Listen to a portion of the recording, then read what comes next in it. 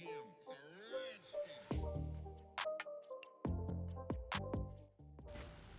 उत्तर प्रदेश के वर्तमान चुनावी मौसम में निषाद समाज की भूमिका काफ़ी महत्वपूर्ण हो गई है। इस क्रम में आज हम बात करने जा रहे हैं निषाद सेना के राष्ट्रीय अध्यक्ष साहब आनंद निषाद से। आपसे पहला सवाल है कि उत्तर प्रदेश चुनाव में निषाद समाज की आप क्या भूमिका देखते हैं? बार जो वोट होती है वह 60% से 70% और निषाद समाज की जो आज की जय निषाद राज की जो आवाज़ आ रही है और यह हर गली हर चौक हर चौराहों पे इस समाज की जागृति जो आई हुई है, इसकी विशेष भूमिका है इस प्रदेश की सरकार बनाने में। ये जिधर चला जाएगा उधर सरकार बन जाएगी। वर्तमान परिस्थिति को देखते हुए उत्तर प्रदेश में कश्यप व निषाद समाज की भागीदारी और परिणाम का क्या प्रभाव पड़ेगा? उत्तर प्रदेश में इस बार 2022 के जो चुनाव होंगे उसमें विशेष भूमिका अदा करने के लिए निषाद समाज, निषाद, केवट, मल्लाह, कश्यप, कहार, भोई, ढीमर, तुरहा, ये जो इनकी जो पूरे 21 जातियों की जो समूह है, इनकी विशेष भूमिका होने के लिए जा रही है। क्यों? क्योंकि यह आज़ादी के ये 75 साल बाद भी इनकी भागीदारी नहीं मिला है और ये भागीदारी से बहुत दूर बैठा हुआ है। इनकी राजनीतिक भागीदारी एकदम शून्य है। कहीं भी कोई भी पार्टी इस समाज को यूज कर लिया करते थे। कोई 1 सीट 2 सीट दे करके संपूर्ण समाज की 18 से 22%, 21% वोट है, उनका एक सामूहिक शोषण करते थे और सामूहिक वोट ले करके अपनी सरकार बना लिया करते थे। और इस स्थिति में निषाद समाज इस बार जय निषाद राज, जय समाजवाद का नारा दे रहा है और इस समाज की इतनी जागृति आई हुई है कि मैंने उत्तर प्रदेश के हर गांव तक में ये इस आवाज़ को पहुंचाया हूं। आज पूरा देश में जय निषाद राज की आवाज़ से सभी दल दहशत में है कि ये लोग क्या करने वाले हैं, इनकी क्या भूमिका है, ये लोग कैसे जागृत हुए हैं, ये सोचने लगे हैं शासन सत्ता के दल और विपक्ष भी।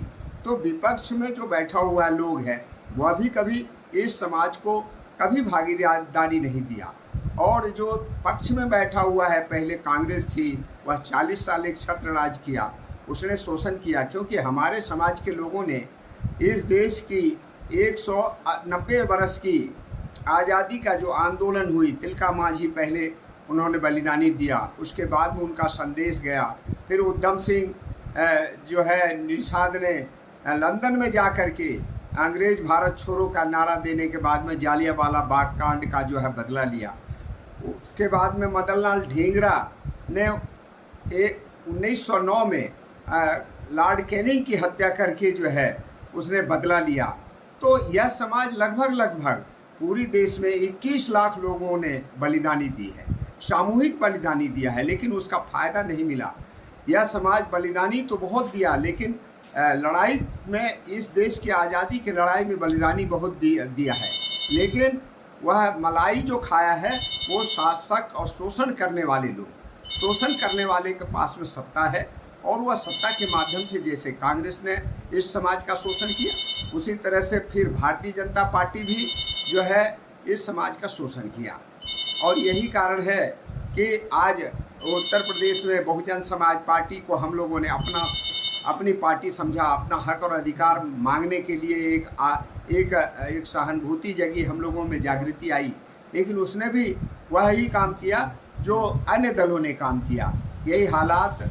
लेकिन थोड़ा बहुत जो स्थिति है उत्तर प्रदेश में हमारे समाज की, निषाद, केवट, मल्लाह, भोई, रायकवार, बाथम, कश्यप, कहार, ढीमर, जो गोड़ गोड़ियारी, चाय मुड़ियारी, बनपर, कोल, भील, ये सब लोग जो है आज उत्तर प्रदेश में ही नहीं पूरे देश में जागृत हुआ। और उत्तर प्रदेश की विशेष भूमिका है क्योंकि उत्तर प्रदेश की आबादी आज 24 करोड़ है और 24 करोड़ में अकेले यहाँ जो वोटर की स्थिति है वह लगभग 13 करोड़ है और 13-14 करोड़ जो वोट जो है स्थिति है वह लगभग हम लोग उसमें 3 करोड़ की भूमिका में है।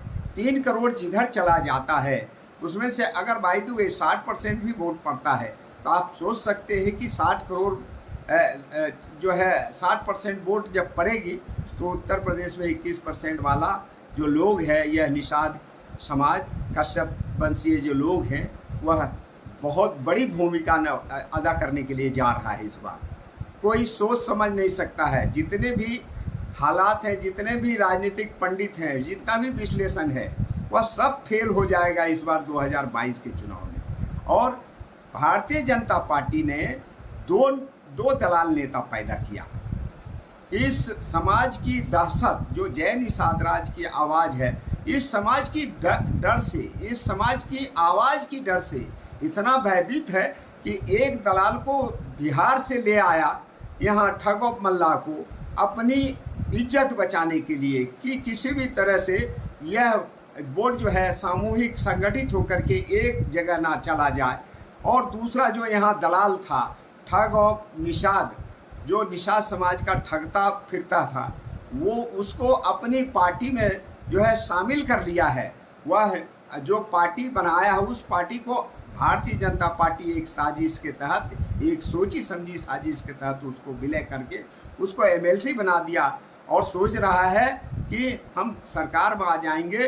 तो ऐसी स्थिति नहीं होने वाली है, क्योंकि यह गांव-गांव तक ये आवाज़ पहुंच चुकी है। जो हिस्सेदारी देगा उसके साथ में ये समाज जाएगा। निषाद सेना की उत्तर प्रदेश में क्या भूमिका होगी? उत्तर प्रदेश की राजनीतिक स्थिति को देखते हुए जो हालात बने हुए हैं, आज उत्तर प्रदेश में सबसे ज़्यादा जनसंख्या वाला समाज है तो कश्यप निषाद वंशीय लोग हैं, ये 21% वोट है। दूसरी स्थिति में जो है उत्तर प्रदेश में 16% से 17% वोट जो है वह मुस्लिम समाज का है। दूसरी आंकड़ा है उसकी, दूसरी स्थिति है पूरे उत्तर प्रदेश की जनसंख्या में। और तीसरे नंबर पे यादव समाज हैं सबसे ज़्यादा, जो 14 से 15% स्थिति है। और चौथे नंबर पे जो इस देश के जो ब्राह्मण समाज है, वह चौथी स्थिति में है, ये 9 से 10% वोट है इनका। और फिर नीचे जो है मौर्य समाज, कुशवाहा समाज जिसको कहते हैं, इनकी जनसंख्या 6% है। और इससे नीचे चला जाइए कुर्मी समाज, तो ये पूरी प्रदेश की आबादी का 4% वोट है। लेकिन यह सामाजिक तौर पे जो है मजबूत है, आर्थिक तौर पे मजबूत है, ये कुर्मी समाज हो, कुशवाहा समाज हो, इसलिए इनको भागीदारी मिल जाती है। निषाद समाज आर्थिक तौर पे, सामाजिक तौर पे, शैक्षणिक तौर पे, राजनीतिक तौर पे एकदम गरीब है। और इस वजह से इनको आज तक कोई नहीं पूछा है, कोई नहीं इनको हिस्सेदारी दिया है। तो आप समझ सकते हैं कि यह समाज जाग चुका है, तो इनकी कितनी अच्छी भूमिका होगी, यह आप जो है आकलन नहीं कर सकते हैं। आज जो स्थिति है, जो हालात जो पश्चिम बंगाल में ममता बनर्जी का जो हुआ है भारतीय जनता पार्टी से आमने सामने की लड़ाई, वही स्थिति उत्तर प्रदेश में निषाद समाज, निषाद कश्यप समाज जो है आपस में चिंतन मनन किया है।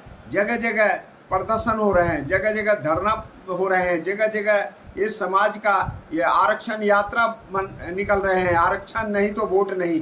तो इस बात तो आप समझ सकते हैं कि हम लोग आरक्षण के मुद्दे को लेकर के जो हमारे पूर्वजों ने 75 साल से लड़ाई लड़ा, हमारे पूर्वजों ने 190 साल से लड़ाई लड़ करके देश को आज़ाद करवाया, मुझे दिया नहीं। संविधान में लिखा हुआ है उसमें भी नहीं दिया। क्यों नहीं दिया? क्योंकि शासक वर्ग जो लोग हैं, चाहे वो भारतीय जनता पार्टी है अभी, उससे पहले कांग्रेस पार्टी रही, उससे पहले जो है बहुजन समाज पार्टी, हमारे समाज को ये कुछ नहीं दिया है इससे। अब आप समझ सकते हैं कि इसकी भागीदारी कितना अच्छा होगा। और अपने भागीदारी के प्रश्न पे यह समाज बहुत सचेत है, जागृत है। हम सब मिल करके इस प्रदेश की जो है दिशा और दशा बदलेंगे। यह वोट अब बहुत महत्वपूर्ण है। हमारी नाराई है, जिसकी जितनी संख्या भारी उसकी उतनी हिस्सेदारी। तो हमारी संख्या 21% है, हमारा संख्या 21% होने के नाते हमारा हिस्सा ज़्यादा होना चाहिए। लेकिन आज हम ज़्यादा मांगते हैं लेकिन कोई दल देता नहीं है। आज हमारी ये स्थिति है कि नहीं देता है, तो हम लोग संगठित होकर के एकता बना रहे हैं। और उसी एकता से, भय से जो है सभी दल अब हमें जो है लॉलीपॉप देने की स्थिति में पैदा कर रहा है। कोई मुँह जबानी खर्च बोल रहा है कि हम ये दे देंगे। भारतीय जनता पार्टी का तो कारनामा हम लोगों ने देख लिया। ये बोलता है ज़्यादा, ये फेंकू लोग हैं। ये भारतीय जनता पार्टी के जो प्रधानमंत्री हो चाहे मुख्यमंत्री हो, ये सब फेंका फेंकी का काम करता है। इन्होंने 2014 में भी झूठ बोल करके इस समाज का वोट लिया, 2017 में भी वोट ये जो है समाज को जय निषाद राज, ये निषादों की धरती से मैं ऐलान कर रहा हूँ, आरक्षण दूंगा। ये भाइयों और बहनों, ये देश का प्रधानमंत्री कहा करते थे। 19 में भी यही हालात है, उन्होंने वायदा किया था। ये तीनों चुनाव में बार बार वायदा करके हमारे समाज को जो है बैकफुट पर ले गया, हमारे समाज को प्रताड़ित किया, ठगने का काम किया है। इस बार हम लोग ठगों से दूर है और निश्चित हम लोग अपनी भूमिका अदा करेंगे और अच्छी भूमिका अदा करेंगे।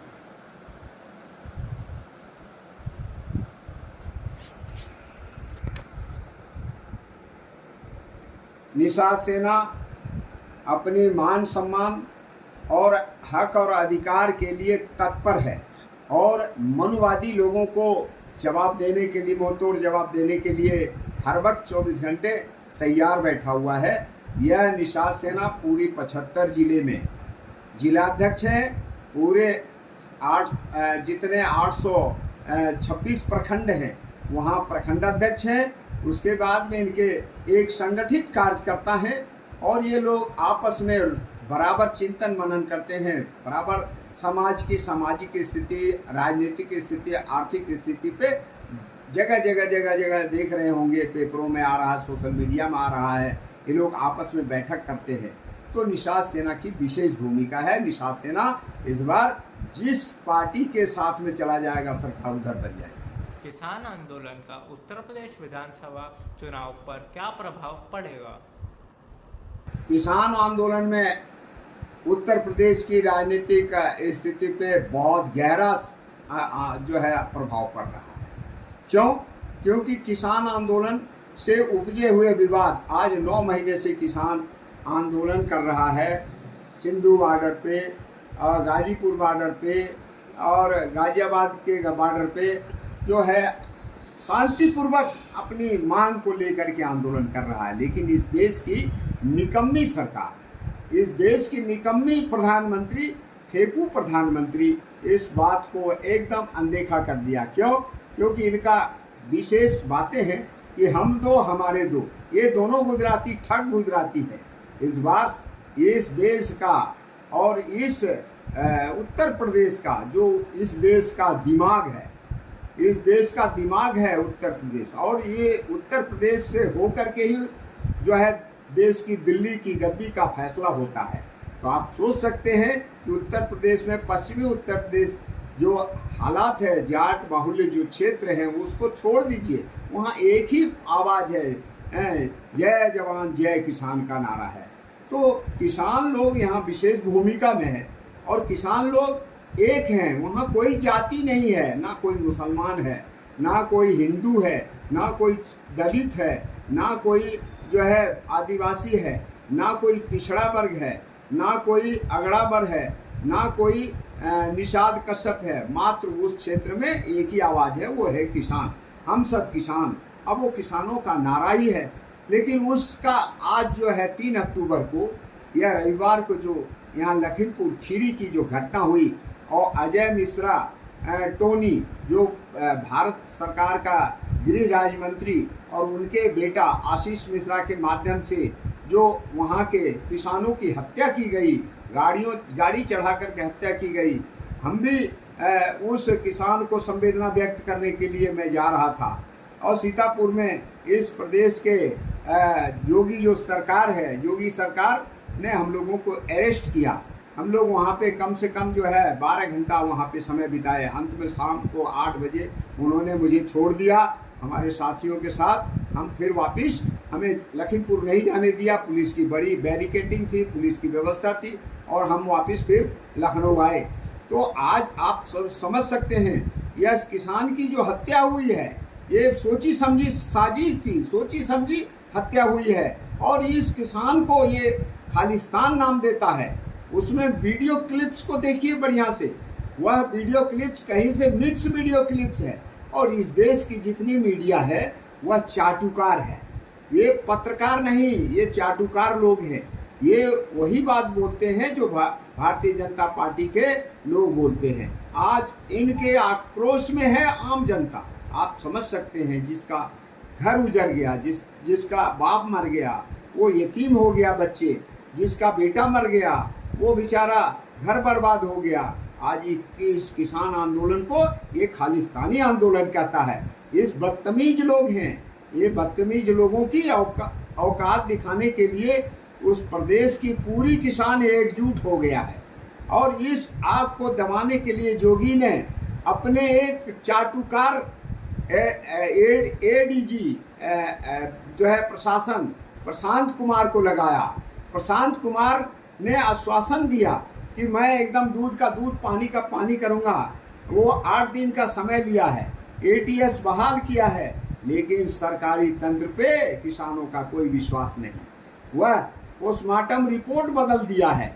आप देख सकते हैं जो हालात पैदा हुए हैं, किसानों का आक्रोश है, उसमें कोई जाति नहीं है। वो आगे अब 180 सीटों पे तो कहीं भारतीय जनता पार्टी फाइट में नहीं है, कहीं कोई उसकी औकात नहीं है।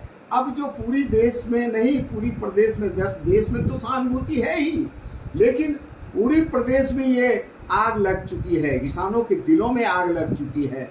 और क्योंकि ये हत्यारी पार्टी है, ये भारतीय जनता पार्टी वही पार्टी है जो गांधी की हत्या किया था गोड से, याद रखिए बढ़िया से। और राम नरेश शर्मा ये हेगडेवार का दोस्त मित्र, जब शहीद आजम भगत सिंह का फांसी हो रहा था, उस वक्त में यही राम नरेश शर्मा भारतीय जनता पार्टी का जो मुख्य पैतृक संस्था आरएसएस, वह आरएसएस के तरफ से और उनको सजा दिलवाने के लिए कोर्ट में हाजिर हुआ था। ये वही लोग हत्यारा लोग हैं। ये आरएसएस एक आतंकवादी पार्टी है, यह आतंकवादी संस्था है, ये आतंकवादी संगठन है। इसके ऊपर में रोक लगनी चाहिए। आज लेकिन यह सैया भय कोतवाल तो फिर का डर काहे को। यही हालात आज पूरे देश में है। जो भारतीय जनता पार्टी आज जो है ना ऊपर बैठा है, तो आरएसएस को खुद छूट दे रखा है। और अजय मिश्रा ये आरएसएस का जो है पट्टा है, ये निर्दयी है, ये उसका जैसा बाप वैसा बेटा, एक ही जैसे बीज है। सवाल आप देखिए, गेहूं बोइएगा तो गेहूं ही पैदा होगा। तो ये अजय मिश्रा आरएसएस का आदमी है। आरएसएस एक क्रूर संस्था है इस देश में, यह तालिबानियों से भी कट्टर संस्था है। पूरी देश में लगभग 5000 रोज रेप हो रही हैं, लगभग पूरी देश में 5000 रोज हत्याएं हो रही हैं। कोई चीन और अमेरिका और पाकिस्तान से लोग हत्या करने नहीं आता है, यही के लोग हत्या कर रहा है। और हत्या करने वाला कौन है? वो वही लोग हैं, पूंजीपति लोग हैं, सामंतवादी लोग हैं, यही सत्ताधीश लोग हैं। इन्हीं के इशारे पे हत्या हो रही है और फिर सबूत भी मिटाई जा रही है। इसलिए आप सोच सकते हैं कि आज किसान की क्या हालात है। किसान जो बोता है उसका सही दाम भी नहीं मिल पा रहा है। और अपनी दाम के लिए उन्होंने 3 काला कानून को उन्होंने जो है खत्म करने के लिए 9 महीने से ये आंदोलन कर रहे हैं। आज अजय मिश्रा ने 25 सितंबर को क्या कहा कि ठीक हो जाओ, नहीं तो हम ठीक कर देंगे। ये आज 3 अक्टूबर को वह बात सही साबित करके दिखाया। एकदम इस पे पुलिस को संज्ञान लेना चाहिए और वो जो है किसी की दबाव में ना आकर के दूध का दूध पानी का पानी, या पुलिस उसकी इन्वेस्टिगेट करे और सजा दे।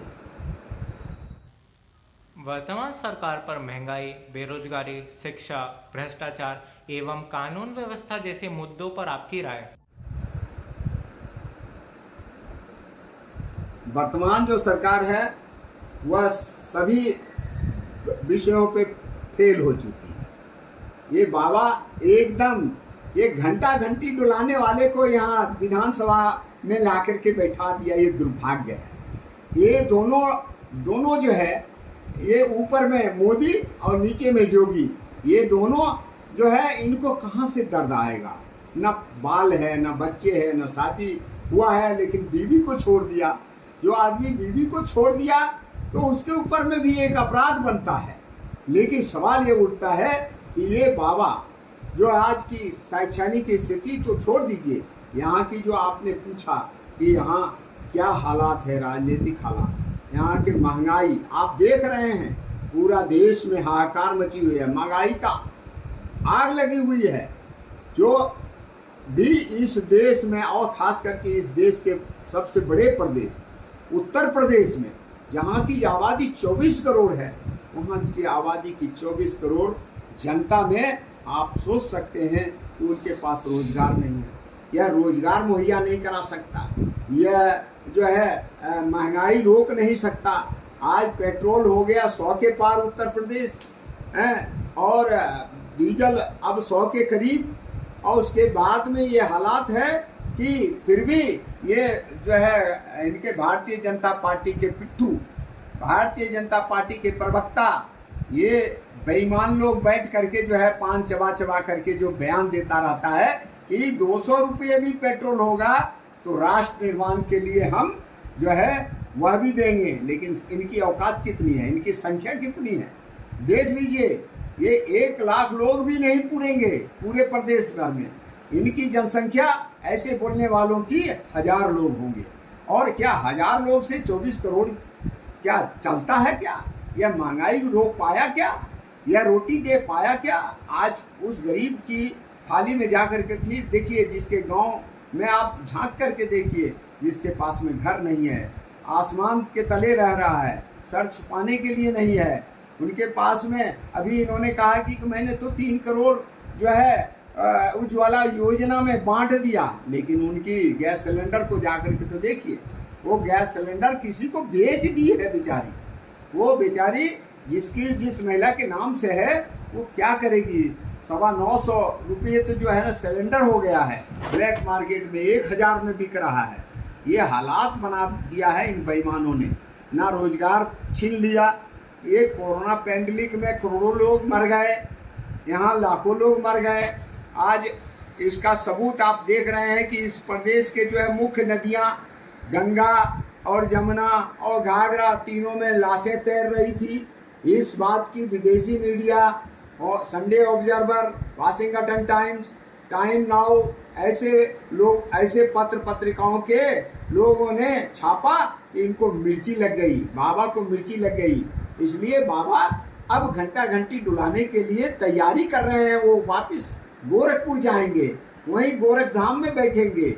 ये हालात बन रही है, यहाँ के लोग इतनी गुस्से में है कि ये तो पहले वोट मांगने जाए ना।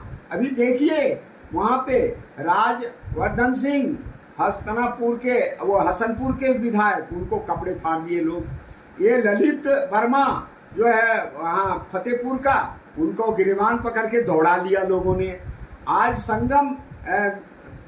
संगम लाल गुप्ता जी जो रायबरेली के वो प्रतापगढ़ के सांसद हैं, वो वहाँ उनको जूते चप्पलों से लोगों ने स्वागत किया। अब क्या कहेंगे, ये इतने बेईमान लोग हैं, इतना निर्लज्ज लोग हैं, इनके जूते चप्पलों से स्वागत हो रही है, फिर भी ये नहीं मान रहे हैं। लेकिन इस प्रदेश की जनता इंतजार कर रही है इनका स्वागत करने के लिए। महिलाएं इनको झाड़ू लेके स्वागत कर रही है, जब ये वोट मांगने जाएंगे तो वहां झाड़ू लेके इनका स्वागत करेगा। और नौजवान डंडे लेकर के तैयार बैठा हुआ है, जाए ना, बोले ना कि इस प्रदेश में महंगाई नहीं है, बेरोजगारी में हमने आपको रोजगार दे दिया, घर हमने दे दिया, प्रधानमंत्री आवास योजना अभी माननीय प्रधानमंत्री जी फेकूराम आए थे, अभी कल ही आकर के गए, कल आकर के यहाँ पे, आज जो है 6 तारीख है, 5 तारीख को आए थे माननीय फेकूराम, और कहे कि मैं चाबी देने के लिए आया हूँ। भैया कौन सी चाबी देने के लिए आए हो? वही जिसके पास में घर है उसी को घर दे रहे हो दोबारा। अरे वो गरीब को दो ना, जिसका कोई छत नहीं है, झोपड़पट्टी है, वो बेचारी बारिश में परेशान हो रही है, ठंड में परेशान हो रही है। उन लोगों को जाकर के देखो उन शहरों में नाले के ऊपर में वो अपनी झोपड़पट्टी बना के रखा, वो गुजारा कर रहा है। ऐसे लोग इस प्रदेश में लगभग बेघर 2 करोड़ लोग हैं। अब 2 करोड़ लोगों को ये घर ना दे करके, जिसके पास में घर है उनको ये इनके सचिव, इनके भारतीय जनता पार्टी के कमंडल अध्यक्ष इनके भारतीय जनता पार्टी के मंडल अध्यक्ष, भारतीय जनता पार्टी के जो है दलाल लोग, वो उन्हीं लोगों का सिलेक्शन करते हैं जो वास्तविक में बेईमान लोग हैं, भ्रष्टाचार किए हुए हैं। वो 1.25 लाख रुपये में क्या घर बनता है, ये पहले बताइए। हर एक चीज का दाम बढ़ गया, सीमेंट का दाम बढ़ गया, गिट्टी का दाम बढ़ गया, रेत का दाम बढ़ गया, ईंट का दाम बढ़ गया, मजदूरी का दाम बढ़ गया, और उसके बाद में भी जो है ये हालात बने हुए हैं। ये बेईमान 1.25 लाख रुपये में 40,000 तो ये लोग खा जाते हैं। ये बेईमान लोग, भ्रष्टाचार इतना चरम पे है। तो आप सोच सकते हैं कि अभी अभी एक प्रोफेसर साहब जो शिक्षा मंत्री है, वो द्विवेदी जी अपने भाई को नौकरी दे दिए। अब बताइए, वो सीरियली में उनका कोई नंबर नहीं था, ना अप्लाई किया, फिर भी जो है ना सैया भय कोतवाल फिर डर काहे को वो प्रोफेसर बन गए। वो बात छोड़ दीजिए, जब विरोध हुआ तो उनकी नौकरी खत्म हुई। यहाँ देखिए 59,000 लोगों की भर्ती हुई और 59,000 लोगों में कैटेगरी कहाँ है ओबीसी का, कहाँ है दलित का, कितना दलित भर्ती हुआ, कितना ओबीसी भर्ती हुआ, कितना योग्य जनरल कास्ट में जो गरीब है 10% उनको कितना भर्ती किया। अरे जिस घर में 5-5 नौकरी वाला है, 4-4 नौकरी वाला है, उसी की बेटा बेटी को तुम नौकरी दे रहे हो, पैसा लेकर के दे रहे हो। तो आप तो समझ रहे हैं कि यहाँ भ्रष्टाचार चरम सीमा पे है भाई। बिना लिए दिए कोई काम नहीं होता है, कोई थाने में FIR बिना लिए दिए होता नहीं है। ये हालात बने हुए हैं, न्याय कहाँ मांगने जाएगा जब न्याय करने वाला रक्षक ही भक्षक हो। जब खुद गृह जिला में जोगी जी के यहाँ वो मनीष गुप्ता को मार करके ऊपर भेज दिया, और उसके बाद में फिर वो गए उसकी पत्नी को जो है आंसू पोंछने के लिए। ऐसे बेशरम मुख्यमंत्री को क्या कहा जाए। ये महान बेशर्मी लोग हैं, इनको कोई शर्म नहीं आता है।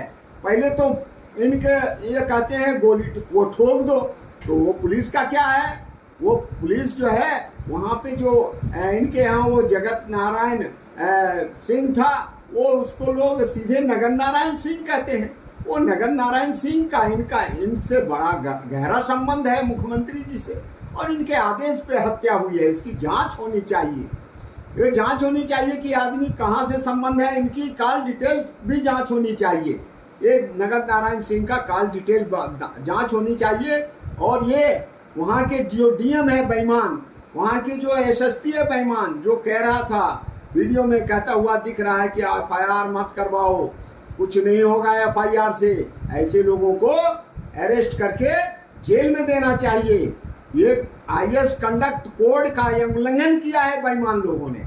ये इंडियन एडमिनिस्ट्रेटिव सर्विस का एक बहुत बड़ा अपराधी है। ये लोग एक सिफारिश कर रहे हैं मुख्यमंत्री का, मुख्यमंत्री के किए कारनामे पे ये पर्दा डाल रहे हैं। ये पुलिस के कारनामे पे पर्दा डालने वाले लोग हैं। ये पर्दा डाल रहे हैं किस लिए? ये जनता का आक्रोश हो रहा है। चिंता मत कीजिए, ये भ्रष्टाचार में लिप्त है, ये रोजगार में फेल हो गए, ये स्वास्थ्य विभाग, इनका आज तक स्वास्थ्य विभाग नहीं सुधर पाया। माननीय अखिलेश यादव ने जितना एम्बुलेंस चलाए थे ये कोरोना काल में वही तो काम आया। ये इनका औकात नहीं कि उनकी टायर भी बदल पाए, ये टायर तक नहीं बदल पाते हैं उन एम्बुलेंस को, और फिर नया एम्बुलेंस कहाँ से ला पाएंगे। ये हालात है। ये समझ सकते हैं कि नया एम्बुलेंस ना दे करके, ये टायर ना बदल करके, और उसके बाद में संविदा पे जो स्वास्थ्य कर्मी थे उन सबको नौकरी से बाहर निकाल करके ये कितना बड़ा गुंडागर्दी, कितना बड़ा तानाशाही कायम किए हैं। ऐसे लोग जोगी हो ही नहीं सकता है। ये जोगी नाम के फर्जी लोग हैं। इन सब फर्जी लोगों को इनके कारनामे के आधार पे सुप्रीम कोर्ट ने कहा है कि ये जोगी का जो अपराध 302 इनके ऊपर में पंजीबद्ध है, फिर से चालू करो। हम तो कहते हैं माननीय सुप्रीम कोर्ट महोदय जी, माननीय चीफ जस्टिस जी, आपके सुबुद्धि में दे और इसकी तुरंत ट्रायल करके और इसको दूध का दूध पानी का पानी करो, इनको सजा दो, इनको जेल में जगह होनी चाहिए। वो आज विधानसभा में बैठ करके खेल कर रहे हैं। जो आदमी की जगह जेल में है वो विधानसभा में खेल कर रहे हैं। उत्तर प्रदेश में कोरोना का असर एवं सरकार की भूमिका पर आपके विचार?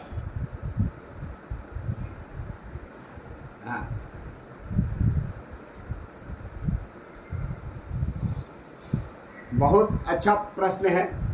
हमारे इस 5 अप्रैल को हमारे समाज की कुल देवी सियर देवी माता सियर देवी का वहाँ हर वर्ष 5 अप्रैल को भव्य मेला का आयोजन होता है। उनकी श्रद्धा सुमन लोग अर्पित करते हैं, अपनी मिन्नतें मांगते हैं। वहाँ लगभग 10 जिलों में उनका इतना महिमा है कि लोग अपने घरों से निकल करके पूरा परिवार वहाँ जो है श्रद्धा जो है भक्ति व्यक्त करने के लिए पैदल आते हैं। लोग लाखों की तादाद में आते हैं।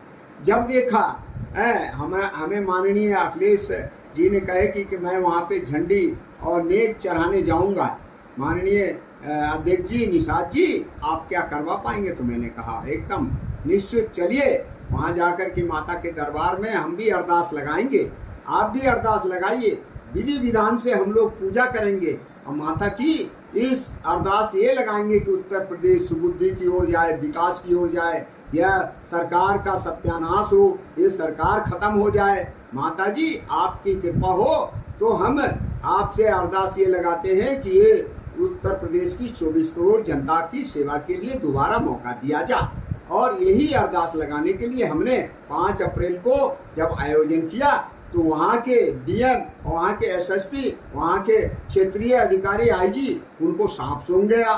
वो देखने लगे कि भाई ये निषादों का बहुत बड़ा मेला लग रहा है, ये निषादों की मेला को कैसे डिस्ट्रॉय किया जाए, रोका जाए। तो उन्होंने आदेश दिया। पहले तो मैंने परमिशन लेने का वहाँ पे लेटर लगाया, परमिशन निरस्त कर दी गई। फिर हमें फ़ोन पे जो है आईजी ने एक धमकी दिया कि आप कार्यक्रम करेंगे तो आपको जेल भेज देंगे। उसके बाद में फिर उन्होंने पेपरों में दे दिया कि ये कार्यक्रम निरस्त कर दी गई। अब कोरोना काल का प्रोटोकॉल का बहाना दे करके ये मुझे वहाँ के अधिकारियों ने निरस्त कर दिया मेरे कार्यक्रम को। तो हमने उन अधिकारियों को पूछा कि ये पहले बताइए, माननीय योगी जी वहाँ जमुना आरती करने के लिए गए थे मथुरा में, वो कौन सा प्रोटोकॉल का पालन कर रहे थे? जब वो प्रोटोकॉल का पालन नहीं कर सकते तो क्या मैं प्रोटोकॉल का पालन कर सकता हूँ? हमने तो किया, हमने तो मास्क लगा करके गया। हमने वहाँ पे जरूर जो है ना जितने भी लोग थे मास्क लगा करके वहाँ पे आह्वान किया कि भाई माता की दरबार में वहाँ तभी आओ जब जो है मास्क लगा करके जब हो तभी आना, तभी अरदास करना।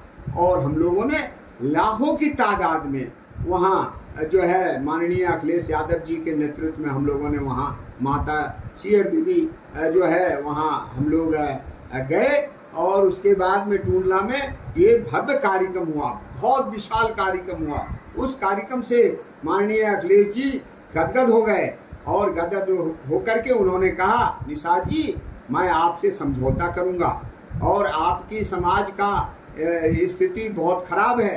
क्यों कि आपकी समाज की राजनीतिक भागीदारी नहीं है, आर्थिक भागीदारी नहीं है, सामाजिक भागीदारी भी नगण्य है।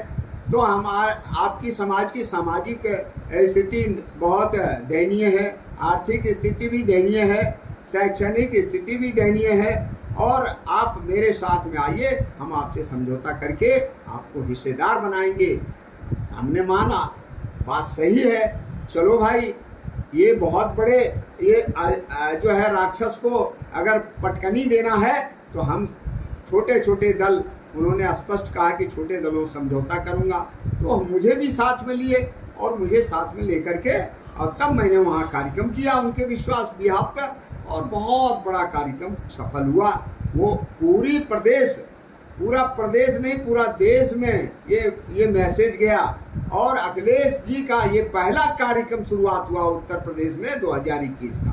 2021 में सबसे पहला शुरुआत हमने किया उनके साथ में, बहुत विशाल कार्यक्रम करके हमने ये शुरुआत किया। तो जोगी जी भयभीत हो गए, डर गए, कांप गए। उन्होंने अपने टट्टू जो डीएम है, अपने टट्टू जो एसएसपी है, उनको कहा ये कार्यक्रम निरस्त होनी चाहिए, कार्यक्रम नहीं होनी चाहिए।